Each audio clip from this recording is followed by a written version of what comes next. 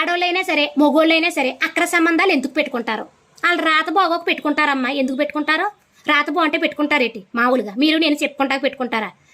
మొగోళ్ళు కూడా పక్కన పెడతాం, ఆడోళ్ళు కూడా మాట్లాడుకుందాం. కొంతమంది మొగుడు పెద్దగా ఈత రాదు, బయటోడు పెద్దగా జీతగాడు అనుకుని వెళ్తుంది. తీరా వెళ్ళాక నాడికి అసలు ఈతే రాదు, మొగుడే గజీతగాడు తెలుసుకుని వెనక్కి వస్తుంది. ఇంక రెండో రకం మొగుడు తాగడం వల్ల, కొట్టడం వల్ల, తిట్టడం వల్ల, సంసారాన్ని పట్టించుకోకపోవడం వల్ల, ఏంటి డబ్బులు ప్రాబ్లం గురించి కావచ్చు, లేదంటే బయట తిరుగులు అలవాటు అయ్యి ఉండొచ్చు, మదపిచ్చి కూడా ఉండి ఉండొచ్చు, ఏదైనా కానీ ఏంటి ఈ రకం ఉండొచ్చు. ఇంక మూడో రకం ఏంటంటే నీ వీళ్ళకి ఏం తెలియదు అనమాట. ఇంట్లో మొగుడు ఏదో అనినప్పటికీ బయటోడు సాచివేతం అనుకుంటుంది.